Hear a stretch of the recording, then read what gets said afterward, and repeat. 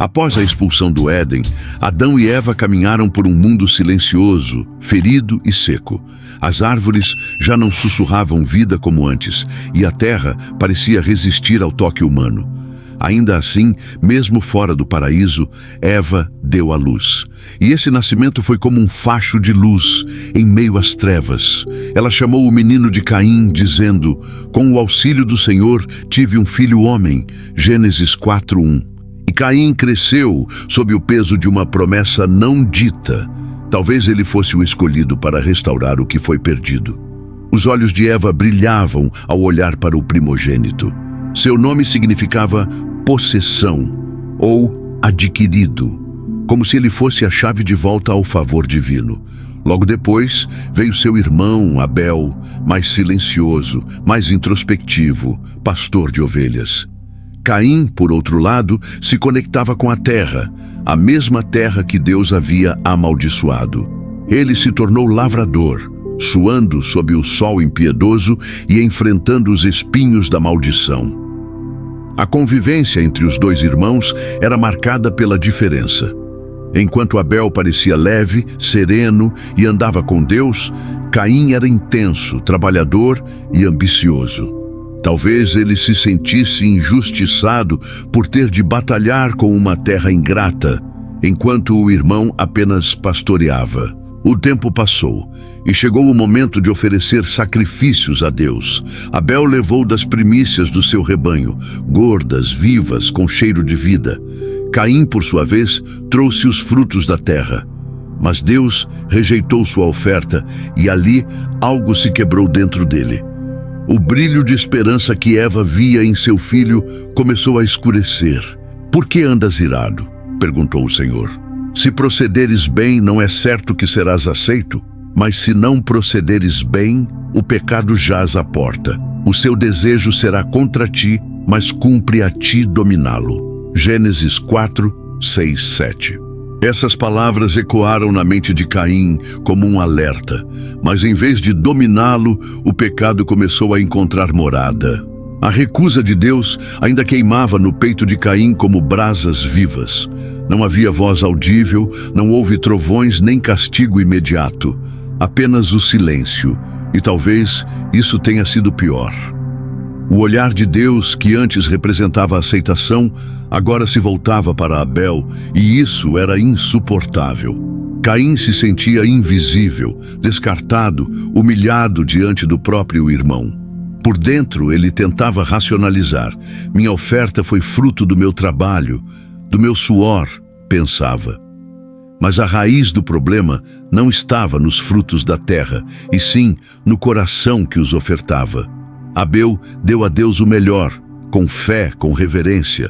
Já Caim deu apenas o que tinha, sem alma, sem entrega. Como está escrito mais tarde em Hebreus 11:4. Pela fé, Abel ofereceu a Deus maior sacrifício do que Caim. A inveja começou a crescer como erva daninha. Cada gesto de Abel, cada sorriso, cada prece silenciosa o irritava. A terra que antes ele cultivava com dedicação, agora parecia um fardo, e seus olhos estavam presos ao irmão.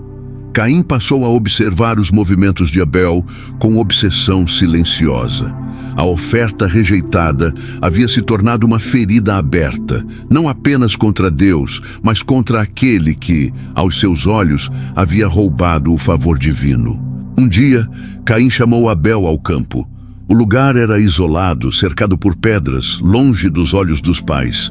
Talvez Abel tenha ido confiante, acreditando em uma simples conversa entre irmãos. Mas o coração de Caim já havia feito sua escolha.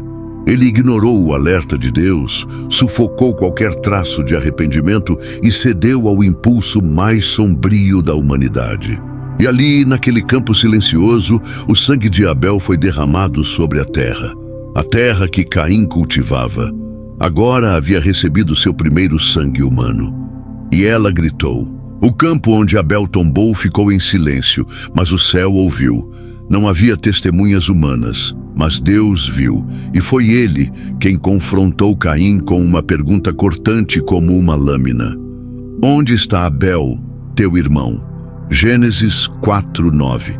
Caim respondeu com frieza, tentando ocultar o irreparável.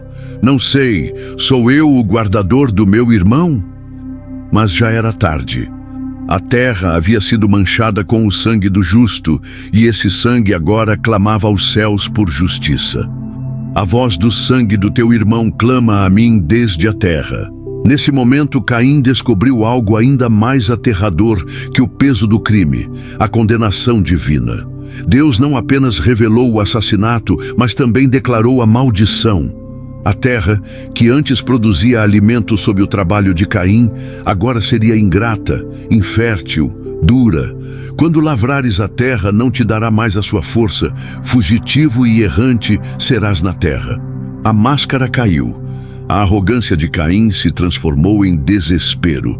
Ele implorou por misericórdia, dizendo que sua punição era grande demais para suportar. O medo tomou o lugar da dureza. Era o primeiro fora da lei da humanidade. Mesmo assim, Deus não o destruiu. Pelo contrário, o Senhor colocou em Caim um sinal, um limite à vingança. Portanto, qualquer que matar a Caim será castigado 7 vezes mais. Essa foi a justiça divina temperada com misericórdia, mesmo diante do primeiro homicídio. E assim, Caim foi condenado a vagar, afastado da presença de Deus, exilado de sua própria terra e do convívio familiar. Aquele que havia sido o primogênito da esperança, agora se tornava o símbolo da rebelião e da maldade. O primeiro sangue derramado não foi em guerra, nem por defesa, mas por inveja. E isso seria apenas o começo da longa história de dor causada pelo pecado humano. Caim virou as costas para o lar onde crescera, para os pais que o haviam gerado com esperança e para a presença de Deus que um dia o havia observado com amor. Agora, ele caminhava para o desconhecido, para a terra de Nod, ao oriente do Éden. Gênesis 4:16. O nome Nod carrega um significado sombrio. Terra do andarilho, da incerteza, da errância. Era o reflexo exato do que ele havia se tornado. O solo ali não o reconhecia. A natureza, antes aliada, agora se mostrava hostil. Tudo parecia lhe lembrar da maldição que carregava, não apenas uma maldição da terra, mas a do coração marcado pelo assassinato do próprio irmão. Mesmo assim, a vida seguiu. Caim teve uma esposa, provavelmente uma de suas irmãs, como era comum nos primeiros tempos da humanidade, e ela lhe deu um filho, Enoque. E então Caim fez algo inesperado. Fundou uma cidade e a nomeou com o nome do filho. Gênesis 4:17. Mas por que um homem condenado a vagar construiria uma cidade? Talvez fosse um grito por estabilidade, uma forma de escapar de sua condição errante. Talvez buscasse deixar uma marca diferente, algo que não fosse apenas o sangue de Abel. Mas nenhuma cidade construída por mãos humanas poderia apagar o vazio da alma, nem o silêncio entre ele e Deus. A cidade de Caim se tornaria o símbolo de uma nova sociedade, uma civilização que crescia longe da presença do Senhor. E nela, os descendentes de Caim desenvolveriam ofícios, arte, tecnologia e também violência. Um de seus descendentes, Lameque, se tornaria ainda mais cruel, dizendo: matei um homem por me ferir. Se Caim será vingado 7 vezes, Lameque o será 70 vezes 7. A maldade, que havia começado como uma faísca no coração de Caim, agora se espalhava como fogo entre seus descendentes. A linhagem de sangue que começara com um crime carregava em si o peso da rebelião contra Deus.